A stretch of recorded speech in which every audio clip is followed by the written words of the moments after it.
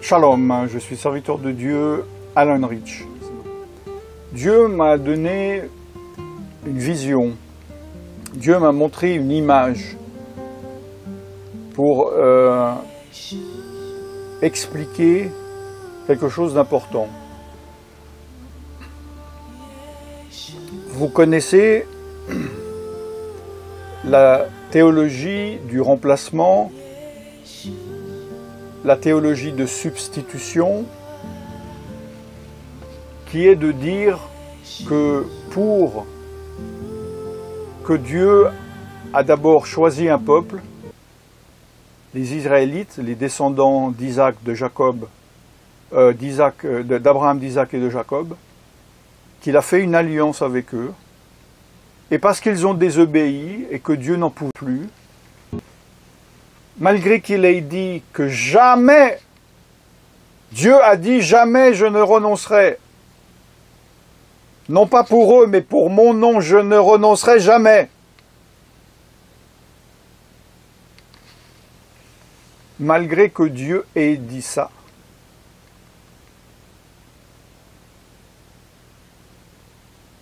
un certain nombre de chrétiens, peut-être majoritaires malheureusement, ont l'outrecuidance, regardez dans le dictionnaire, si vous ne connaissez pas, de dire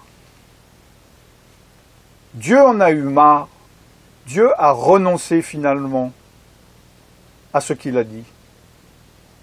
Il a dit qu'il ne renoncerait jamais, mais finalement il s'était trompé, et Dieu s'est trompé. Ils disent, mon Dieu se trompe, mon Dieu est imparfait, mon Dieu est un menteur. C'est votre Dieu? Changez-en. Et venez au Dieu d'Israël qui ne ment point et qui ne se repent pas.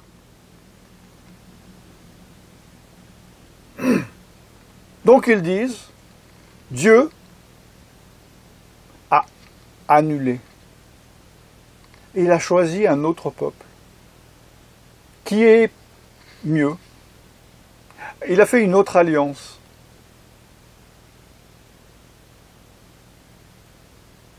Et il a transmis ses bénédictions et renoncé à sa première alliance et à son premier peuple et a choisi un second peuple.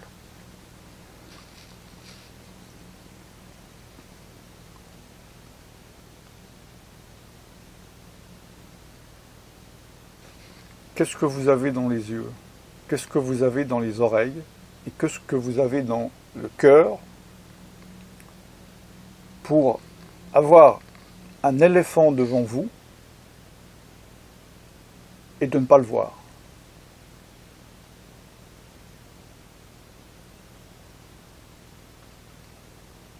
Ça s'appelle des esprits impurs, des esprits mauvais. Vous allez dire non, non, non, non, non, au contraire, nous avons l'esprit, nous sommes les obéissants, nous sommes les justes. Je laisse le Saint-Esprit vous parler, je sais que le Saint-Esprit parle à certains, je ne vais même pas développer ce que je pourrais dire. Parce que parler à celui qui n'entend pas, c'est une perte de temps et d'énergie.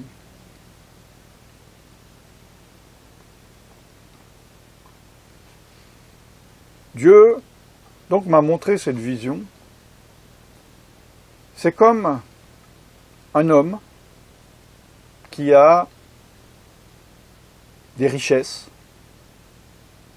Vous pouvez imaginer un roi, un chef d'entreprise, qui a un fils.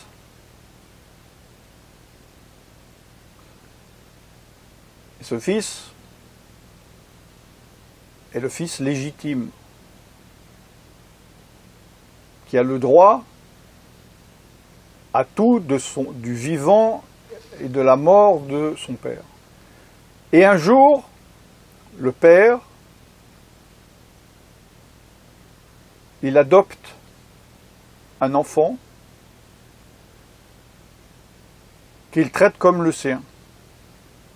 Il n'avait aucun droit, il n'avait aucun père, il n'avait aucune légitimité, et il rentre,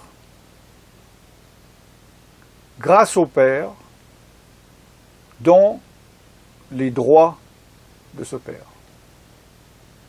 Et il est co-héritier. Si vous connaissez la Bible, vous savez que ce mot est dans la Bible, et je laisse le Saint-Esprit vous révéler ce que vous avez besoin de comprendre maintenant. Cet enfant devient co-héritier. Et il rentre dans tous les droits, dans toutes les promesses. Que fait ce fils? À un moment donné, il commence à maltraiter l'enfant légitime. Il commence à vouloir être le seul. Il commence à vouloir le remplacer. Il commence à le maltraiter. Il le dissimule, il le frappe et il l'enferme dans la cave. Et il se montre aux yeux du peuple comme étant l'enfant légitime, comme étant l'enfant légitime, et en oubliant volontairement qu'il est l'enfant d'adoption. Et il commence à dire, il n'y a pas d'autre enfant dans cette maison, je suis le seul enfant dans cette maison. Je suis l'enfant légitime et il n'y en a point d'autre. Mais la loi et le Père sait qu'il y a un enfant dans la cave et que cet enfant est l'enfant légitime et que cet enfant à l'origine illégitime qui a été adopté et qui est co-héritier, le Père sait que cet enfant ment. Et la loi sait que ce qu'il dit n'est pas vrai et que, à la mort, au décès du Père, ce n'est pas ce qu'il dit qui va s'accomplir, mais c'est la loi. Et le juge, lorsque cet enfant illégitime viendra et dira « Je suis le seul fils légitime, il n'y en a pas d'autre », le juge dira « Non, vous êtes un enfant adopté, vous êtes co-héritier. Co-héritier, ça veut dire héritier avec la personne principale. Où est cette personne? Et les autorités, qui sont plus puissants que cet enfant qui croit être le plus puissant, trouvera l'enfant légitime dans la cave et le fera sortir. Et il y aura justice. Et la justice, c'est la vérité. Et la vérité, c'est que l'enfant légitime n'a jamais été tué par le Père. Il n'a jamais été renié par le Père, parce que la loi l'interdit.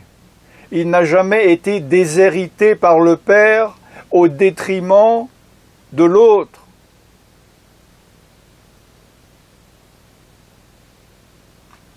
Chacun a sa place. Et il n'y a pas besoin de tuer l'héritier pour devenir l'héritier. Nous sommes co-héritiers, il faut accepter, vous chrétiens, non-juifs comme moi,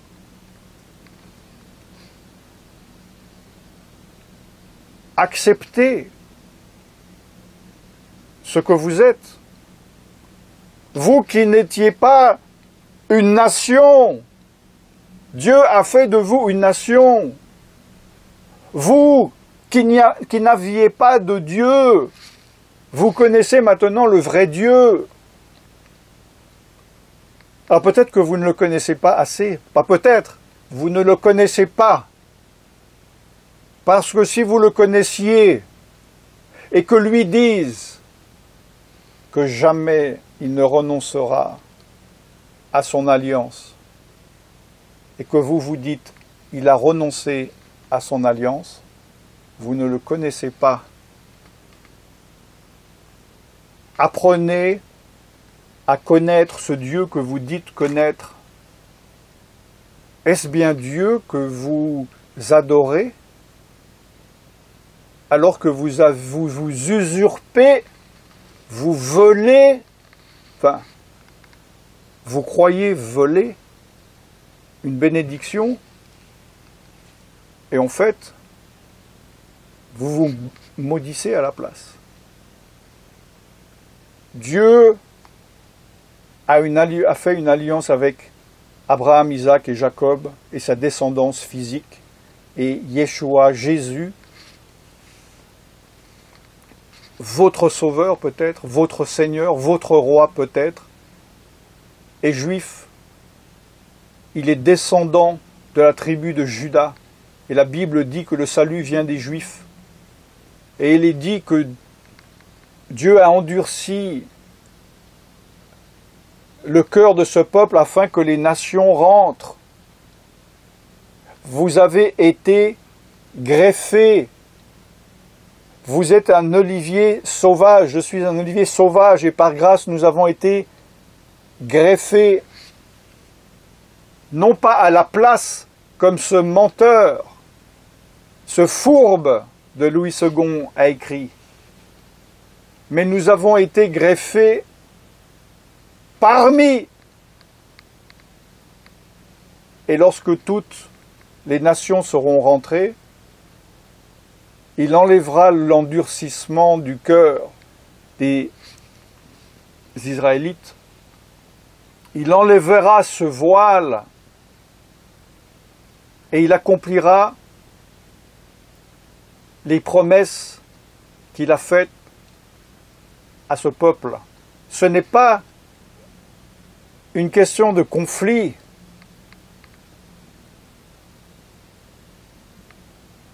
L'alliance mosaïque n'est pas en conflit avec l'alliance de Jésus, de Yeshua. Le juif peut être sous deux alliances. L'alliance des promesses d'Abraham en tant que juif physique et l'alliance sous la loi de Yeshua dans son esprit en tant que nouvelle création et nouvelle créature. Et nous qui ne sommes pas juifs, nous sommes rentrés dans l'alliance avec Yeshua. Et ce n'est pas un conflit. Et vous n'avez pas besoin d'enfermer le fils légitime dans une cave pour pouvoir avoir droit à votre héritage.